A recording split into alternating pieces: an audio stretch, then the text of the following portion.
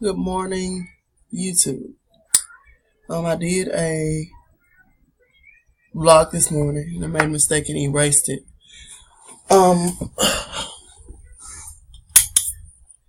It was a sinus drop. I was telling you if you get xylitol, which I'm going to go and get the stuff now and show you, and then I'm going to drop this information. One moment. Okay. Now, this is xylitol. This is a neti pot. If you are suffering from sinuses, you get you a neti pot. It comes with saline. This is xylitol. They put this in sugar-free gum. It's antimicrobial, all that stuff. The saline burns. This is not so much as burning.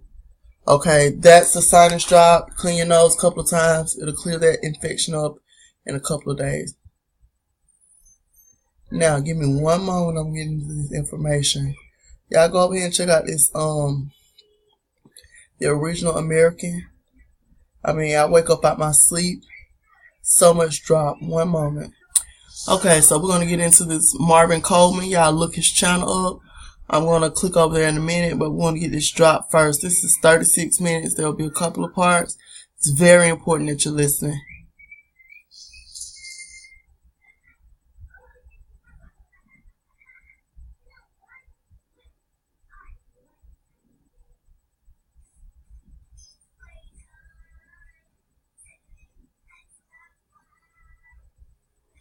To the United Nations, because of this doctrine that was put in place in 2002, after President Bush went to the United Nations and filed what's called a salvage claim, stating that African Americans and Mexican Americans had destroyed the infrastructure of the United States with food stamps, welfare, home loans, and student loans unrepaid, that the United States needed to be salvaged.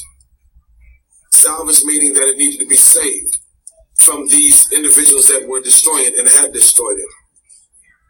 The United Nations granted that salvage claim to the United States, giving the United States the authority to now remove Mexican Americans and African Americans from the lands of the United States. We have a problem that's encroaching and people don't realize it. So let me ask you, really quickly, because you said you are the founder of NAAIP, the National Association for Advancement of Indigenous People. That's correct. The founder means you began.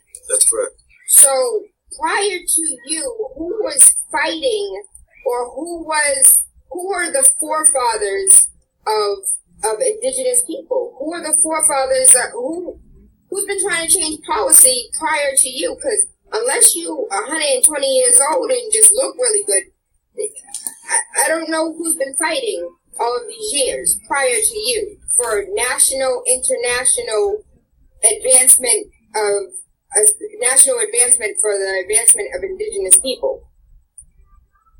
You know, Malcolm said the rock landed on us. My baby said Malcolm. I don't think y'all understand how Malcolm is echoing everywhere right now.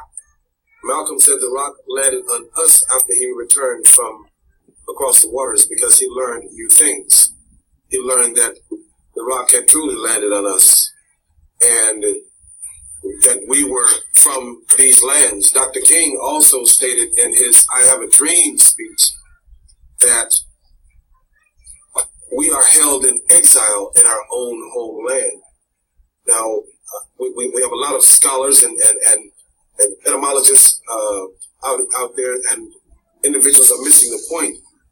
How can you be held in exile in your own homeland without it being your own homeland?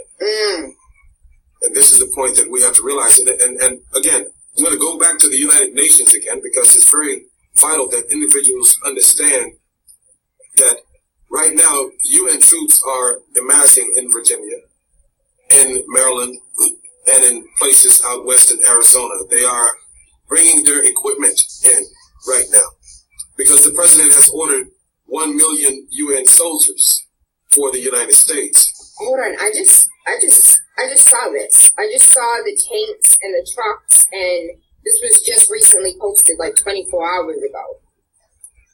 The Bureau of Land Management has been confiscating the land of ranchers.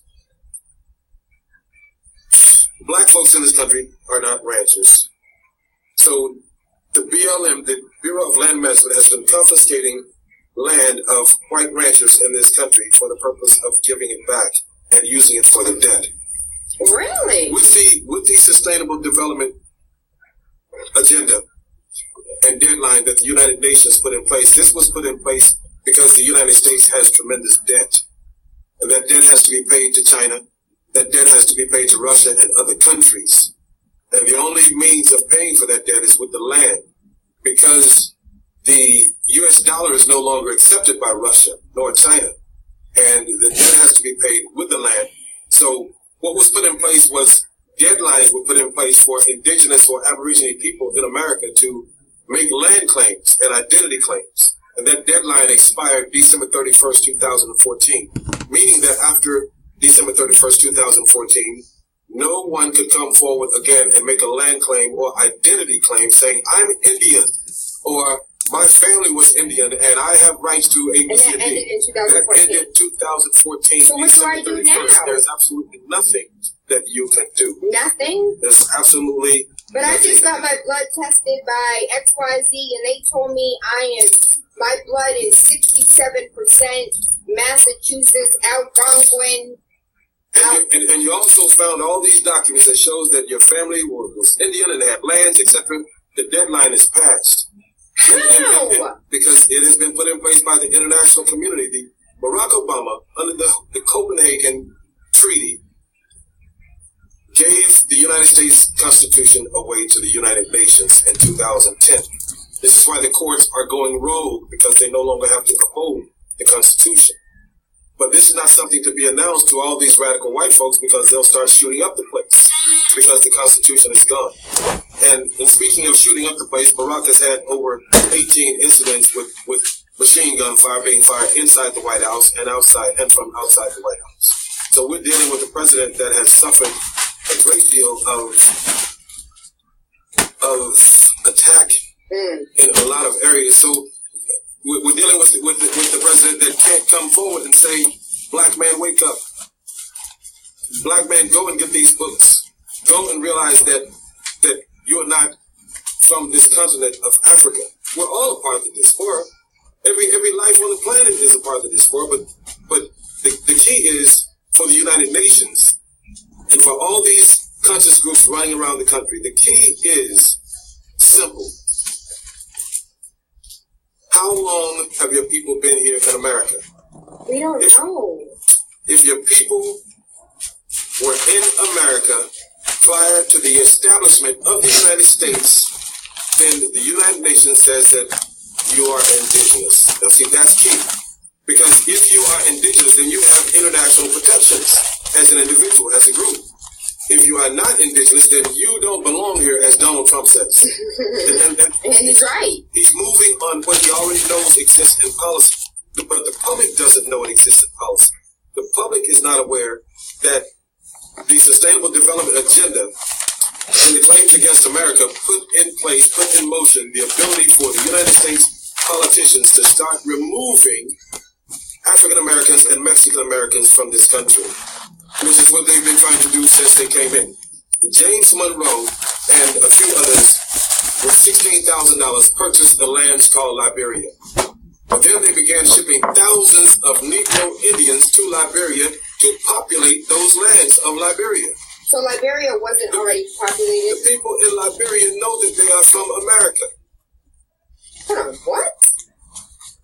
I've met diplomats, ambassadors at the United Nations from Liberia, and they announced that they know that they are from America. They were shipped to America as immigrants, not IMM, but E-immigrants. One who's shipped from his own home to another home.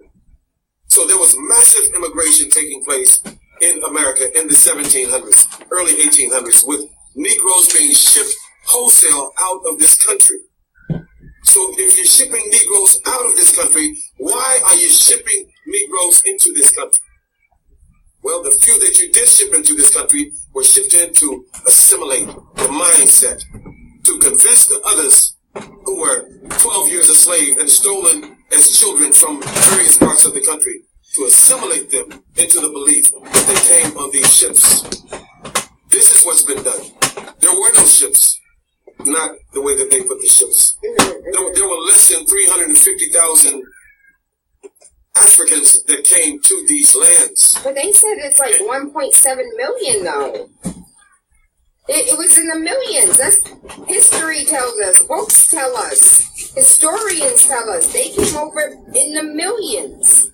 They came over to where? They came to America. Which part of America? The Americas? Understand, during this period, there were no motors on ships. Use your common sense and look into the National Geographic and see what the current flow of the ocean is. It flows from the tip of Africa straight down into the Caribbean, bypassing the United States altogether. So you're saying millions were shipped to the Caribbean, and those millions were then shipped to the United States? No, it's not in anybody's records. The records that exist reflect that Negroes were removed from these lands, not brought to these lands. So what does that mean today in 2016? In 2016, I don't know where you're going, but I'm gonna say this. In 2016, the Negro, the black man, is in terrible trouble. He's really in trouble, and we have institutions that exist to assist in getting these people out of trouble, but these institutions are not moving. The Moorish Science Temple, for one, and I'm blasting out this morning. The Moorish Science Temple has a huge following of people, and those people, many of them, if not all of them, are Aborigine. Congress ruled last year that a colored birth certificate meant that you are American Indian. If you had colored on your birth certificate, you are American Indian. I have my cousins. So many thousands of our people who are members of the Moorish Science Temple, members of the Nation of Islam, they have colored on their birth certificates, and those are American Indian people. But the institutions that they are a part of are not coming forward to save these people the way that they can be saved. What do you mean be saved? What is my salvation? What is your salvation as an African American? And I just told you that the African American is slated to be removed from this country, from his own lands. Is that salvation? No, but you also told me that as of 2014, I can't claim my land. NAAIP filed a $3.7 billion claim against the Commerce Department in 2014. We filed this claim to the United Nations to meet the Sustainable Development Agenda deadline. Okay. We are the only institution that filed a claim to fulfill and meet the deadline. That claim that we filed, we created a back door in that particular claim, allowing us to bring forward additional information, which means people's names and property claims are still being brought through under the Commerce Department claim by NAAIP. We are the only institution in the country on the planet that's capable, under law, of bringing Aborigines, Negroes, or individuals of Negro descent who have colored on their birth certificates, bringing them out of that African American construct into the international construct. Imagine if the Nation of Islam only had 600 people that were Aborigine within the Nation of Islam. Then now the Nation of Islam has an international voice that has to be recognized by the international community because they represent these Aborigine international people that are protected under international law. This is for educational purposes only, and it's being used under the Fair Use Act.